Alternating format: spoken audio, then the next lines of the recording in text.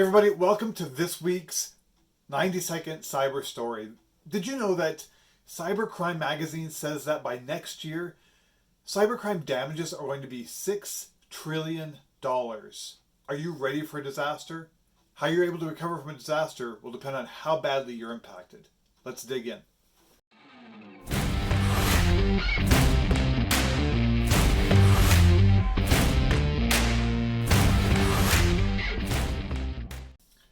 Hey everybody, normally on these cyber stories, you know that we take a recent event that's happened in the news or the most recent threat that's impacting businesses and individuals. We rip it apart, we educate on it, we prepare, and we figure out how to prevent it from happening. That $6 million number I mentioned earlier is cybercrime damages. So not only is it the money that is spent on ransom for ransomware, it's not only the money that is filched out of you through things like phishing or the CEO scam, but it's also recovery. So, and your downtime, meaning that if your business gets hit by ransomware and you can't use your computers, if you can't use your equipment for manufacturing, if you can't receive sales, it's the amount of money that it's taking you to get it fixed.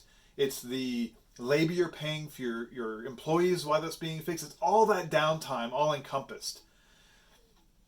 $6 trillion. So let's say that you've been taking my advice, you've got proper email security, you've got proper perimeter security, a firewall, you're educating, you're having someone come in and educate your clients on cybersecurity awareness. You're taking all of those steps.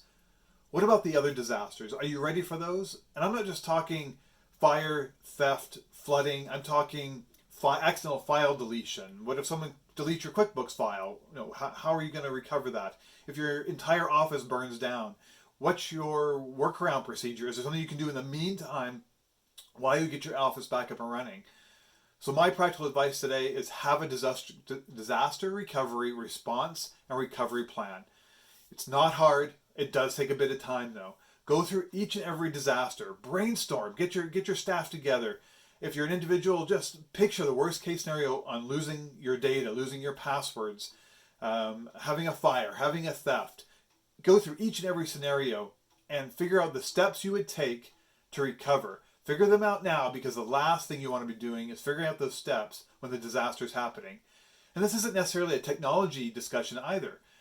You might want to be talking to a cybersecurity lawyer. You might want to be talking to a public relations firm. If you house sensitive data for your clients, what happens if that data gets leaked? What happens if an employee goes rogue, steals the data, and leaks it or sells it? There's so many scenarios. If you need help putting this together, let us know. We have a fantastic disaster response and recovery template.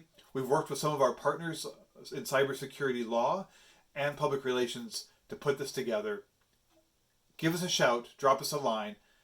Be prepared, stay safe. Thanks so much.